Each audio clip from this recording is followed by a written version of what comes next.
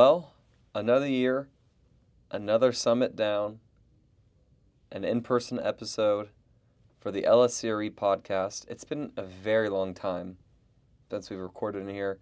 In fact, it's been basically a year since I've been in New York City from this trip before. It's been great to be back in the city, and what's really great is to see this once little scrappy company that had, an office that looked kind of empty, not depressing, but just a little empty, not fully decked out. Now we've got a full house almost, I would say, with incredible people all over. The growth is palpable, and another year, another summit down. How are you feeling today? I'm feeling great. The summit was a success that exceeded my expectations, which is difficult considering the fact that we work literally 12 months to get to that summit. So there's a lot of emotions and things that go into it. I'm certainly nervous for my talk and for my appearances and things like that, and just making sure that people are, to some extent, getting their money's worth, their time's worth, right? Because it's very expensive via time and money to be somewhere, and so it's a great honor for people to take the time to come out and join us. And then not only that, they give us great praise, and they say, oh, this was a great event, I had so much fun, I learned a ton, I met people, and that sort of thing is really rewarding. So yeah, it was a great experience. Yeah, I think a lot of people ask, is the summit a profit center? Why are you doing it? What's the purpose of it? And to answer and to maybe debunk anything, it is the opposite of a profit center. We're happy to break even, essentially. I don't know if we did or didn't do that.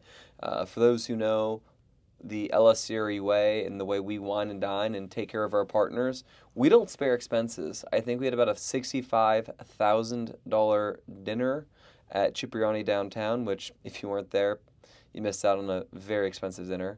I don't want to brag or make the thing. Maybe we'll bleep out the price, but nevertheless, we really take care of our partners. We really work very hard to ensure that everyone has a great time. And I love that point that you said right there, which was people who come, they need to get their money's worth.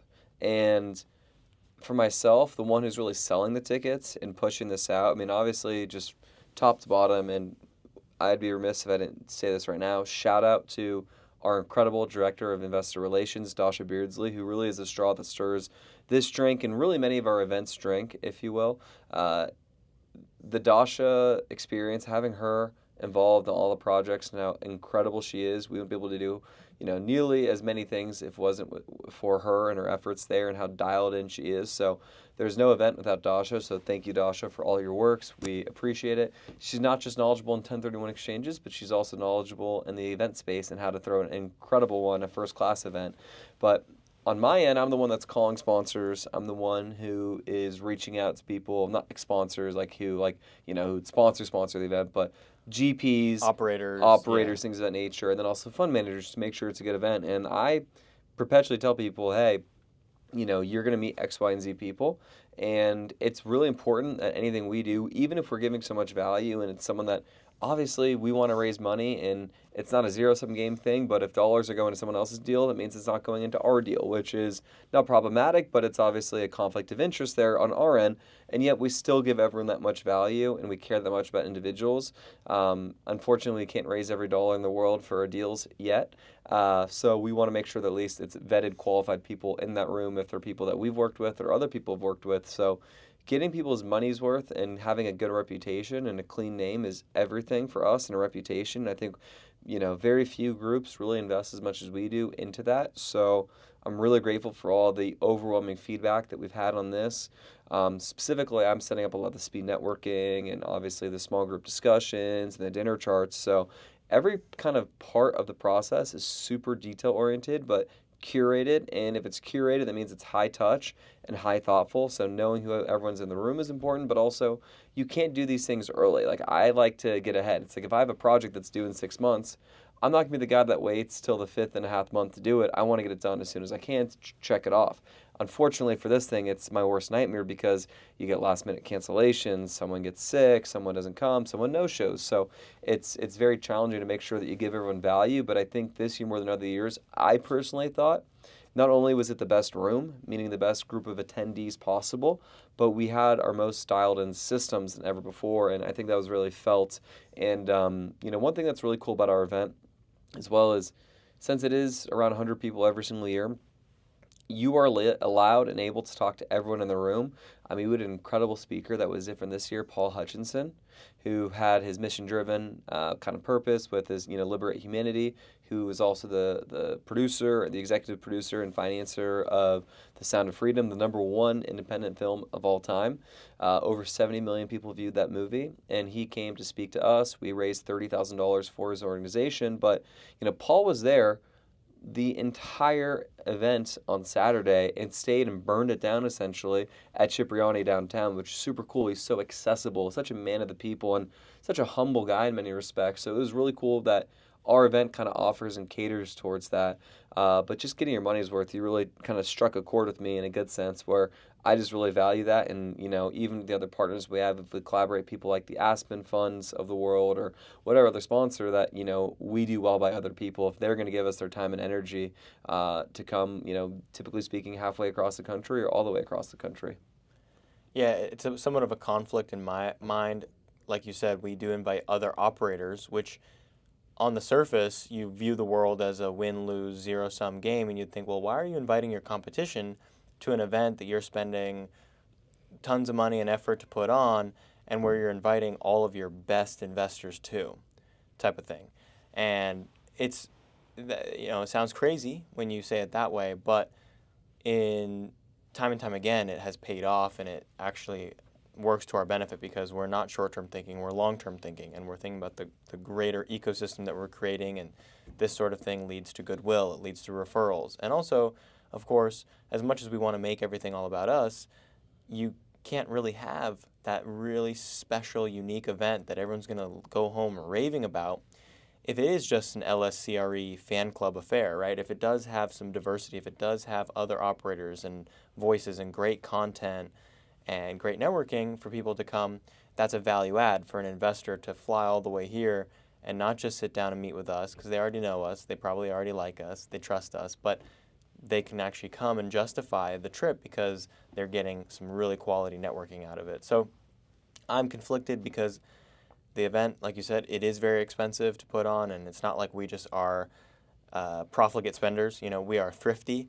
One of our favorite investors actually sent us an email complimenting us that our team, he actually noticed that at the end of dinner, our team was going around and picking up the postcards that we were leaving for people off the tables and saving them for later, right? So same thing. I mean, me and some of the asset managers, we were going around and picking up the books. The name tags. We're keeping the name tags. I think it gives people an insight into the egalitarian and the thrifty nature of our company where it's like I'm the CEO, but there I am. I'm kind of like moving chairs around and grabbing the books and stuff. Not that I'm above that, but I think a lot of people would ordinarily, and it's funny, I've actually noticed this at other conferences. Other conferences, people who are putting it on, and they're effectively the star of the show, right? Take a big personality like a Grant Cardone, for example, right? That person, the way that these conferences are put on, they're very choreographed. So Grant Cardone, and I'm just using his name as a placeholder, right? All conferences tend to do this sort of thing. The Grant Cardone character is going to be backstage and not accessible to the people, like you said, which is very dissimilar to Paul Hutchinson, who was our keynote speaker, right? And he's founded Bridge Investment Group, which is now a $40 billion company. So he's just hanging out in the back, and he wants to talk to everyone. He gives his talk. There's not this big stage and a big standing ovation clap, and then he just disappears behind these bright lights. He's on to the next. He's going to a meeting in Midtown. No, he was there during the entirety of it. He's literally just stepping right off stage, and then he just becomes one of us in the crowd, and it's just easy like that. And then same goes for me. I'm about to go on stage, but I'm just standing around with everyone hanging out and chatting. So it's got this egalitarian feel, which I like, and it gives investors that sense of who we are. And I think the reason why we're able to do it so successfully is because the fact that we're not trying to have some massive event where come one, come all. It's application only.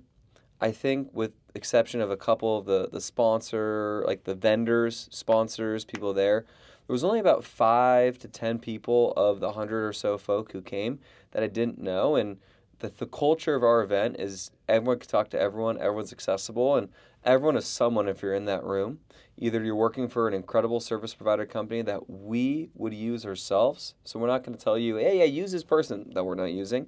But the culture is such that everyone can be friendly, everyone can meet, and you know that, hey, I can't guarantee anything. I can't guarantee that you're going to get an investor from this, but I could guarantee a meeting with people who are legitimately there to put money out with new people and to add their extensions. And those, I mean, I remember asking a lot of people like to come that were on the GP level, like, no, we don't need any new dollars. Oh, really? You don't need to raise more money? Okay. Kind of an arrogant thing to do and say, quite frankly, because you're only as good as your next raise, and what if your well runs dry there, if you will. The best time to be hunting and looking for water is when you're not thirsty or hungry, right? It's to dig the well when you're not thirsty. Exactly. The best time to raise capital is when you didn't need it 2 years ago, and you kind of have those relationships, and you can never have enough relationships, never have enough individuals in the space. But even if you weren't going for that purposes, to be around the speakers and also the debt and equity panel. So there's two things. So obviously mentioned you at a keynote. You kind of give the latest and greatest. A little bit unlike us and you with the event, but it was a little bit of a Lone Star plug to the room, which sorry, not sorry. We just need to do it. You did a toast, which I forced you. I twisted your arm at dinner to obviously mention. Sam Morris did his keynote, or his kind of entrance to, at the Carnegie Club the first night. But let's get to the speakers or kind of the event itself. So we had the equity panel, which had Christopher Mendez of Pearlmark. It had J.C. Clemens of Flagship Capital, and it had Will Harris with Franklin and Templeton. Thank you. And between those three groups, you got totally different, not totally, but different focuses, different capital formations, different size of institutions. Franklin Templeton's, huge, a conglomerate, effectively. You have Pearlmark, who's a great middle market, and then you've got Flagship, who's kind of more of a retail, lower middle market, who will get in secondary and tertiary things. But their thoughts were all so great there to have, and your different perspectives up and down the capital stack. Will Harris is talking about buying deals at $100 million, not just deals, but $100 million deal at a $85 million price because they could buy it all cash and close quickly. And guess what? If you were, able to be in that room, you could have met him and probably try to raise dollars and send him your distributions and maybe work with him. JC's, if you're a newer sponsor and you don't know JC, reach out to him, and he's very accessible and easy to find.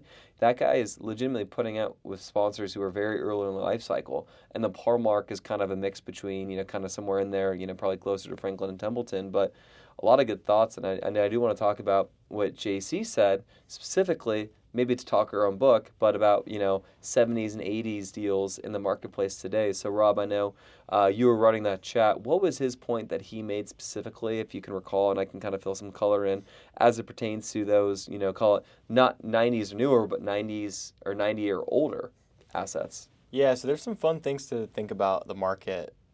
And so I'll go across the spectrum, starting with, call it newer construction assets, scaling down to, we'll call it the 2000s vintage stuff, which is kind of core plusy, and then going to the 80s and 70s.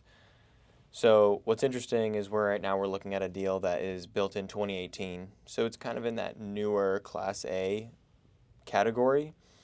And all around it, there's a lot of concessions. And this deal is just an example, but it's a microcosm because there's many submarkets out there where you have newer deals, and they're all in the process of leasing up, or they've recently leased up, or some are still in construction, and there's a lot of supply that has been built and being built, and therefore there are concessions. And that's been plaguing that Class A space, and it makes it very difficult. And so a year ago, a lot of people thought, this is the bottom, this is the time to get in, I'm going to buy this deal, it currently has concessions, but I'm getting in at a great basis, below replacement cost, because of all the things that have happened, which, just to go over it very briefly, you had fastest rise in interest rates in history back in 2022. You have historic supply. Yep, you have historic supply. And then Expense ratios getting blown out with regard to insurance getting more expensive and labor getting more expensive. So basically, so cap rates have gone up, Yeah. which now has disincentivized developers to build. And what that means is people have the ability to buy below replacement cost because developers, their construction costs have gone up, meaning materials and labor, their financing costs have gone up, land has gone up. So there's a moat. Buying existing assets, there's a moat against someone building right next to you if you own at a discount to the replacement cost, because no developer would be economically incentivized to build right next door to you and compete with you if you own at a basis of 150,000 per unit and their cost to build is 250, right? Just to throw random numbers. But my point about looking back a year ago, people thought now is the time to get in. There's kind of blood in the streets. If I buy right now, in a year from now, concessions will burn off, and now I own this deal at a discount, and my performance is there because my concessions are gone. But the problem is it's a year later now, and those concessions are still here. The supply has taken longer to work through the system than what some eager buyers anticipated. So that's been one of the challenges in the new development, new construction, Class A space. So what a lot of groups like Franklin Templeton, and like you said, they're a multi-billion-dollar conglomerate. They have different pools of capital that they invest out of and things like that. And so they're a group that is privy to new construction, very large deals, core buckets, core investments that generate a low return but have very stable profiles. But those same groups are now looking at 2005 vintage deals, suburban multifamily, which is 20 years old at this point, but they feel like the basis is right and that they're going to be able to get actually a better value buying a little bit older. And so that market has been flooded with capital, both frankly from a retail perspective, because retail investors and retail syndicators were burned buying 70s and 80s deals over leveraging them with bridge debt. So now the ones that have survived and they're not foreclosed, they're not bankrupt, they're still able to raise money from their investors, a lot of those groups are pivoting to try to buy 2000s vintage deals because they're chastened by their negative experiences with the older vintage assets. So in my opinion, really this 2005, call it category, is a bit long in the tooth. It's a little overpriced today as opposed to where it was a couple years ago when we were buying because all the institutions are in. However, the other side of that coin is exciting. Yeah, the other side of the coin is exciting, which finally that brings us to long-winded way to get there from context, but stuff that's older than 2000s, which is 90s is that very cuspy level, because the right 90s product can attract almost the same demand and attention from institutional capital as 2000s, but sometimes not. But definitively, the 80s is a different stock of construction. And even within 80s, there's differences. But a lot of groups will just turn away from that wholesale, and that's creating an opportunity. So what's funny is the older stock, like the 80s and 70s vintage assets, in the last cycle was dominated by syndicators who were raising retail funds, and they were buying value-add deals, could be in not the best locations, and certainly not the best product. But like I said, a lot of those groups have incurred losses and reputational harm to the point where they just can't raise the money that they used to be able to raise. We're talking groups that could have raised $10, $15 million of equity on a deal, and that really bought you quite an asset back in the day when you were leveraging yourself 5x, right? You raised $10 million, leverage 5x, that's a $50 million buy. So these syndicators were able to buy with the best of them all the 80s deals. And that capital has fallen to the wayside to some extent. On the other end of the spectrum, institutions, like I said, turn their back on this asset because they're so busy buying the 2000s and newer stuff. So it really leaves a gap in the market where, and like you said, we're somewhat talking our own book because we are uniquely positioned. We are a syndicator. That is our bread and butter. We do raise retail capital. But because we haven't had any losses, we haven't had any capital calls, we have very strong relationships with hundreds of investors. We've been just plugging along. We've been able to do our deals, raise more money, and that's put us in a unique situation where we're able to actually capitalize on buying 80s vintage assets with limited competition, so we can buy at a discount. And the real key of the thesis is location, because you can repeat your errors of the past by buying an 80s deal or a 70s deal in a bad location, because those deals are where the greatest risk is, because it's not necessarily the vintage that is the riskiest part. It is the location. And often those go hand in hand, because sometimes you just don't see the 80s vintage deals in good locations because they've been at this point redeveloped, or they're being held long term by a family, and it's just they don't trade as often. But the hot potatoes, they trade. And a hot potato is basically an old deal in a bad location. And I like to joke around and basically say, yeah, those deals aren't for holding, they're for trading. So you can buy it as a value add deal, but you don't want to own it, right? The quicker you sell it, the quicker you get rid of it, the day you buy it, the better. So that's not the type of real estate that we're attracted to. We want to buy in great locations, and then we are more flexible with the vintage, because really vintage is not such a bad deal, because if you're buying in a great location, you've got good tenants, and if the deal's a little bit older, you're going to have more issues with potentially roofs, but that's even common for the slightly newer deals as well. Roofs are just always a repair replace item. Plumbing, huge issue. We have the expertise on staff to be able to handle that through our in-house construction. And sometimes foundations and some other things, just basically just more wear and tear, more stuff breaking all the time. And so if you are committed to handling the deferred maintenance, then it's really quite an opportunity.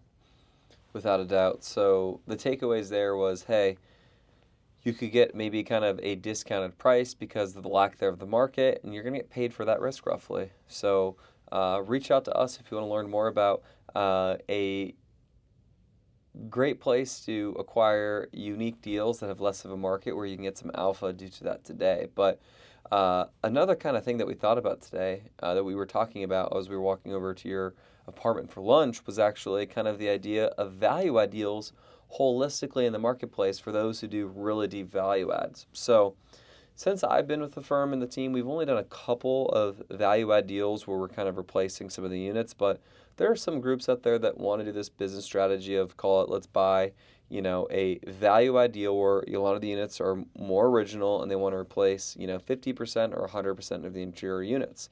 So what that looks like roughly is buying it for, call it, maybe for Texas per door cost, maybe $120 to $180 per door. But then you also need to spend about another 10, let's just be conservative, not too high, not too low. Let's just say 12.5K. Is that fair? Is it closer to 15 now? 15. Let's just say $15,000. So if the cost per door is, call it, 140 plus 15, your cost per door is kind of getting a little expensive, and you really have to have a very favorable exit to get your return on cost there. So we're kind of seeing in the marketplace right now that we don't really want to hit on that way to create dollars. We want to do exemption deals or find deals that have inefficiencies operationally or are lacking some ancillary income items that that's simply that kind of is synonymous with using third-party management to implement that. So those are kind of the strategies that we think are smartest right now, but kind of goes back to that theme of making sure that you buy right, and well below replacement costs in anything that you're doing and kind of creating income elsewhere. Yeah, and replacement cost is really truly only relevant when you're buying newer construction. If you're talking about buying 80s deals, of course those deals are below replacement cost. They're closer to functionally obsolete than they are to new construction. So it's really not a fair comparison. It might be a point of reference, but it's really not relevant. So if you see someone touting their deal, it's some junker 80s deal, and they're saying, oh, it's 30% below replacement cost. It's like, well, no kidding. So just beware of that. That's not anything exciting. But yeah, replacement cost argument, I think, sorry to cut you off, should only be known if you're buying an area that could be repositioned in the future, and you need to know what per door it would cost to build there. Or two, if you're buying probably 2000s or newer. The reason why I bring that up is if we're buying deals, call it, that are 2000s and newer at about 157, 160 to probably 157 to 170 a door. 157. That is so 150. It's specific because that's what I think the Preserve was, but 150. No, we bought Preserve for 134. Thank you very much. Maybe is it Vizcaya or which one am I thinking that was rounded up? Whatever the case may be, if you're kind of at 150 to 170 per door, and you're buying something that's, a couple, decades older at about 130 or so, and then you're putting $20,000 in per unit, it's a problem. It's a problem, yes. $15,000 a unit, yeah. Yeah, there's various problems. Also, I want to take a step back because what goes into that $15,000, right? That's the question. And I wish I had a sheet in front of me to really cover it. But basically, when we talk about and other people hear value add strategy, right? Typically, when you hear value add, you're thinking about a full unit renovation focused on the interiors, right? Units. So what does that entail? That 15 grand is going to buy you all brand new appliances. So stove, fridge, microwave, Flooring, dishwasher. bathroom. Well, hang on, those are just Okay. appliances. Um, flooring, that's its own beast. Flooring, that's going to cost you money, right? Flooring's very expensive. You're going to paint the whole unit. You're going to, and I'm being exhaustive, and then I'll kind of explain. So then there's also your countertops. So maybe the countertops are Formica, which are resurfaced upon turnover. And those can only be so nice. That's low end housing. I mean, there's a place for it. Many of our apartments have Formica, but entry level luxury or entry level kind of living is granite countertops, quartz countertops, a hard surface. So what are you going to do? You're going to go in there and take out the countertop and go in with a hard surface. But the problem is and there's just not very many deals left that aren't already converted to hard surface, right? Okay, so that's one caveat. And the deals that still have Formica and are still resurfacing, like some of the units in our portfolio, they're in bad locations. You should not invest money. You should spend as little money as possible on the deal because it's in a bad location. And until rents are going gangbusters and that location is turning over, you should not be investing in the unit. So that's just my opinion.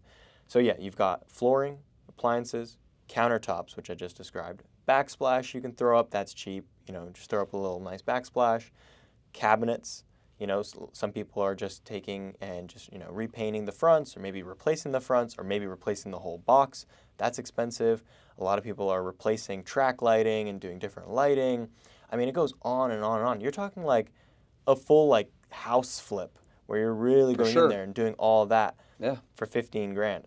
So my problem with a lot of this is you might be going in there and you can do that, but just because you can doesn't mean you should. For example, I was touring a property in actually a deal very near Preserve, so you probably know what I'm talking about. Your favorite deal, as a matter of fact.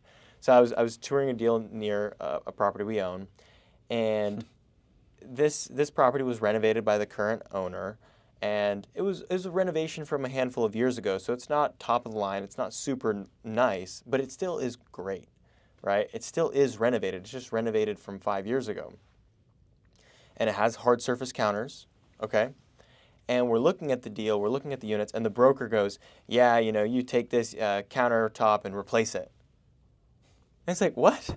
Why would we replace this? This is a perfectly good countertop. Did you call him out or no? No, of course, Yeah. I'm just letting him have his Yeah, fun. But it's broker speak. yeah, exactly. Like the broker, of course, the broker selling you the deal wants you to believe in this picture in your head that you can tear out the unit and replace everything and you're going to pat yourself on the back, job well done, and then the rents are going to be $200 higher.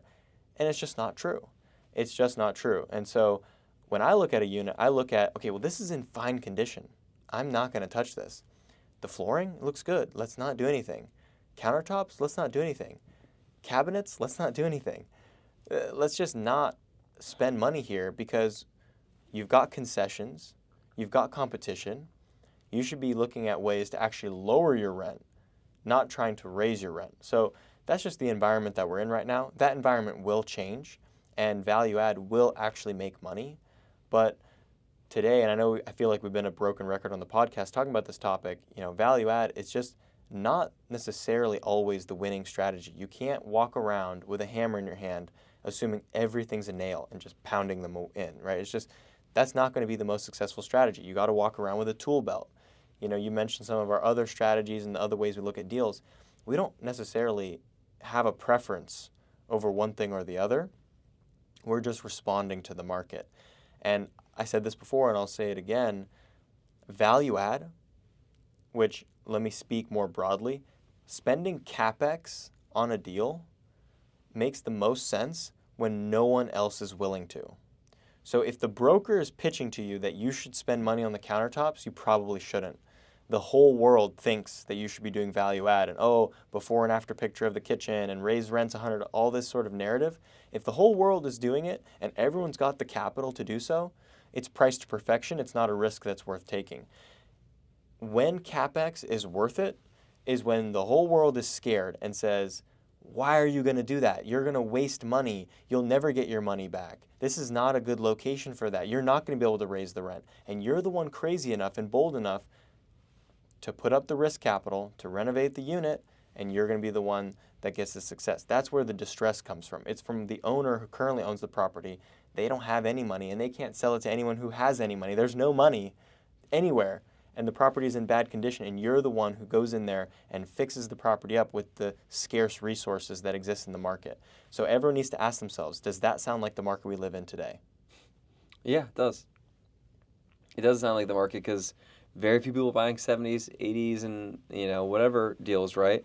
Everyone wants the newer stuff. So now is the time to do that, in my opinion, and the flavor will change. And when we go full cycle on our next kind of deals of this nature, it probably makes more sense to buy the newer product, if you will, when cap rates kind of start to converge and get tighter. And one issue we didn't get into is also just the fact that 70s, 80s, 90s, and thousands deals were not that far away on cap rates, although the quality of real estate is totally different.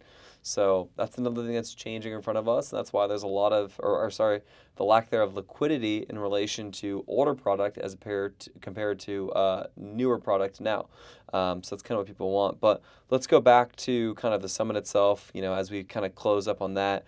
So the summit was great. It was a two-day event. What were some of the lessons that you had? Because, let's just call it what it is. We're going to put our hand up here. We don't run away from kind of anything that's more troubling and challenging. There are some properties, not many, as you probably can tell and know by how public we are and where we're at. If you're an investor listening to this, you should probably know, but not many of our properties are really troubled or are doing poorly. We've never made a capital call, and we have not been foreclosed on a single deal. I think it's very important to know for the billionth time. But what were some of the other lessons that you learned? Sorry, actually, no. Excuse me. I was getting to the point that we were having a lot of our people front and center in relation to our teams asking us tough questions in front of other investors, but we will kind of take that. And so that was kind of a lesson that to be, forthcoming into anything going on, to not hide anything. And I think one investor asked about 7 different people the same answer and got the same response everywhere. So that was kind of, it's not I guess it's not a lesson, just more of like, yeah, we're telling the truth. Like that's what's going on there. But what were some of the lessons that you learned about this kind of experience from this event as opposed to other events, and just holistically as now the event's a couple days expired, if you will? Yeah, it's a funny point you bring up. We have our entire team at the event, which is unique, very unique, because typically if you're talking about an industry event, a conference or something like this, a company is only going to send their effectively salespeople. They're Craig, Rob, and Sam. Right. It's going to be, the CEO or the face of the company type of thing, or it's going to be someone who's in business development or investor relations or a director of acquisitions, something like that, who is trained professionally essentially to communicate with the outside world.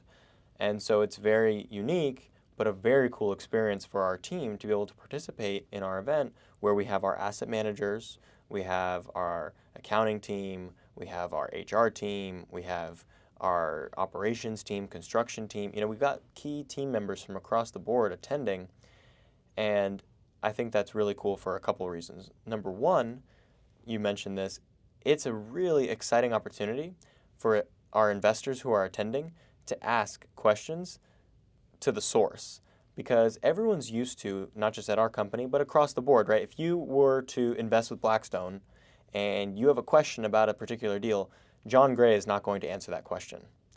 And I know I'm saying that in jest, but to be more specific or more realistic, the people at Blackstone who are actually running that deal are not answering your question, right? They have a whole probably 100-person, 200, 500,000-person team who just interacts with investors. And those people are the go-between, essentially. So it's very exciting, very unique opportunity for investors in attendance to be able to get real face time with people who are actually the ones doing the work here on the ground.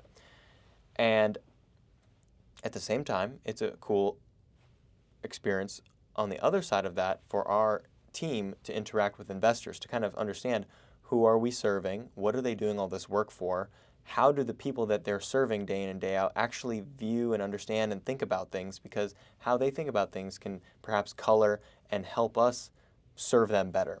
So that's one way that this is unique and cool. The other thing that is beneficial is simply from a team perspective, team camaraderie, team bonding, that the whole experience of being able to work together as a team, participate in such a great event, and kind of see the fruits of our labor to some extent. So I think that can't be understated, and I really, really do value what our team kind of gets from a takeaway perspective. And so I always like, especially if someone's a bit newer to the company, and so they're not fully kind of up to speed with our culture, I think there's no better way to get up to speed with the LSCRE culture than attending the LSC Summit.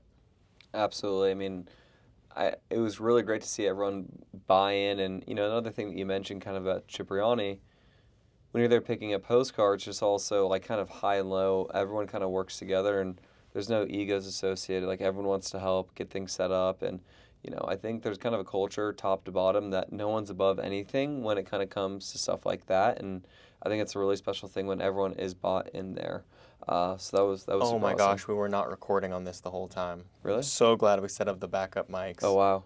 So we just look like schmucks here? Yeah, these are just for prop. Yeah. And we're LARPing? Yeah, we're LARPing. Yeah. Oh, did you have to press the Yeah, record? yeah. Got it. I'm out of practice. Yeah. No, I hear you. Well, at least that was going. Well, you see, we're real estate professionals, not IT specialists. No. Yeah, excellent. Well, any other thoughts or kind of feedback that you have that you wanted to mention from the event? Any experiences? One thing I will say, actually, on my end, before I'm going to answer the question, my own question, I'm talking to myself here, was how cool it is to see people who would never respond to your emails who are now like, oh, I look forward to work with you guys. I look forward to work with you guys. So that was really cool where, no lead, or I guess my theme and thought here was to those people who want more leads, no. You need to be in front of the same people again and again and again to get their business. And obviously you're going to get luck with referrals and some stuff's going to fall in your lap. The luckier you get, the more and the harder you work, obviously, like everything else. The luckier you get, the harder you work. The harder you work, the luckier you get. Yeah, there you go. My brain's a little bit beaten up we're right fried, now. yeah. Yeah, we're very fried. But it's really cool to see people who, have kind of been keeping tabs on us and were watching us, even if we didn't know we were being watched, and just kind of out there. And, people often say, oh, I really appreciate your deals. I see everything and I read everything, regardless of the fact that I respond. So it's really cool to have the proof of concept there and to be encouraged by people that I remember at my first conferences going to in Miami with you in 22 in October or so, where it's like, yeah, they wouldn't really look our way, and now they're, and lined up to give us about $10 million in the next couple of years, right, or next year. Like, it's just really cool to see that. So just a good lesson to be focused and to nurture relationships and know that when you hear no, they're not telling you no, never, they're telling you not right now. If you're wise about it and if you put good systems in place and if you work very hard and stay focused, you're going to achieve a really big goal. And one big thing for us is just not getting shiny object syndrome and just staying the course and not getting distracted by all the offerings that life has to offer. Any lessons that you had or any kind of thoughts or takeaway above and beyond what you've mentioned? I mean, yeah, I have many thoughts, and just to bounce around for some topics, one of the small group discussions was about AI. Obviously, AI could not be a hotter topic. Shout out to our large. friend Catherine Bell. And so anyway, I don't want to digress too much, but AI, there's so much opportunity, and so I'm definitely not that, on the forefront of tech stuff. So it gave me some things to think about as far as creating AI workflows and to optimize both investor relations and internal knowledge bases and things like that. The other thing that I had the thought of is, like you were saying, basically what you said to some extent was the power of in-person relationship building. And that's a very big cliche, but I think people have gotten away from that because we're now in the world of post-COVID and Zooms and Yeah, people virtual. they'll do whatever they can. The human nature, and at least with many people, they're going to do as little as possible while still getting the result. Right. So, Get the but, yawn out. You've had that yawn like on the tip of your tongue for a while. I've seen you fight it off.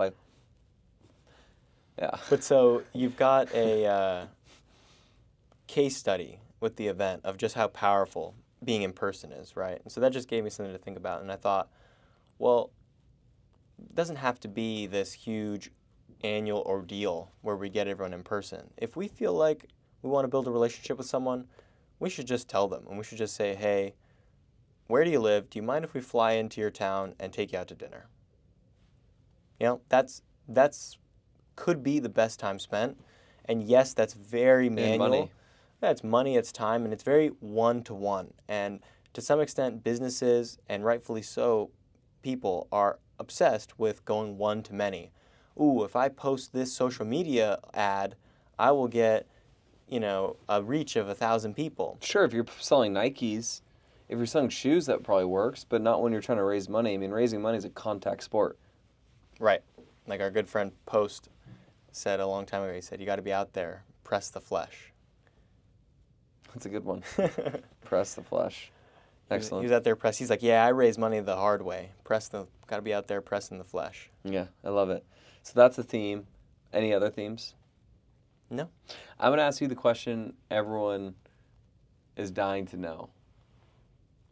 Rob Beardsley, will there be a LSCRE 2026 summit? Boy. I don't know. That's very tough. I want to say no, but knowing us, we like to move fast and Well, I mean, I remember I strong-armed you this year. I was like, hey, due to some technical difficulties and audio circumstances, we got a 10% discount or like 20% discount for the event space at the World Trade Center, our lovely we got to office. use up the credit. I was like, this is already discounted. That helps our margin. It helps our cost here just to make it break even. Not profitable, just break even. So with that said, like, we might as well just do it. And also, we were really slow at the start of this year, so we kind of got ahead of it. But I think the thing that, for those who want us to do it every year, it's obviously great. We would pay thousands upon thousands. If someone basically made the exact same style event, And we could attend it. what would you pay? Like, truly, per ticket, what would you pay? Per ticket? So, per ticket, I probably would just send you and Sam, I think. So, I would... Soup to nuts, what would you pay for the experience? Yeah, no, I get it. Yeah. I would probably say, easily 10 grand. So, $5,000 per ticket. Maybe... 15, honestly... all in. But it's not really fair because I know more, right? Because whenever you are signing up for an event, you never really know why you're going. And we're also what you're able getting. to extract maximum value, so it's a little bit loaded for us to say it, but nevertheless. Nevertheless, you got to pay to play. But I would guess that we will actually do something if I just had to be honest and guess. However, I want it to look different. I want it to be perhaps just less time consuming for the team to put on and more curated. It just has to I don't know if it's more curated as possible. We just have to get a better ROI. So here's the thought on this for those, and this is really opening and pulling back the curtain here. It is so labor and time extensive to do on, an event like this. We could basically go and raise a deal and actually make meaningful dollars today and from 5 years from now when we sell it, and along the way with fees and things of that nature associated, as opposed to doing one day event or whatever. And it's very stressful, and also it's kind of frustrating because some of the institutional people, not our great friends that were speakers there, of course, and many people that came, but of the people that tend to maybe not show up, it's always them, and we kind of court them to come. So there's just kind of some drag associated there, if you will. It doesn't feel good when people sign up and then, I guess, don't show up, which was a lot better this year than years past, of course. But it's very labor and time intensive in order to kind of make these events occur.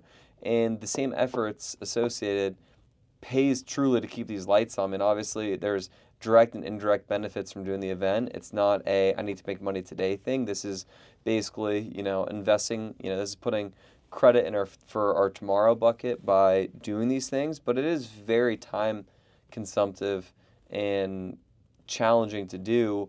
And when we're going through 2 raises, when we're planning a bus tour event, which would be October 3rd in Houston, and we're doing our Sharon Heights event, Yeah, I'm and we're trying to playing do the another world's deal. smallest violin now. Exactly. When we're doing all these things, like, it's challenging to do that and to stay on top of everything, So I guess, will we do the summit in the same capacity in 2026?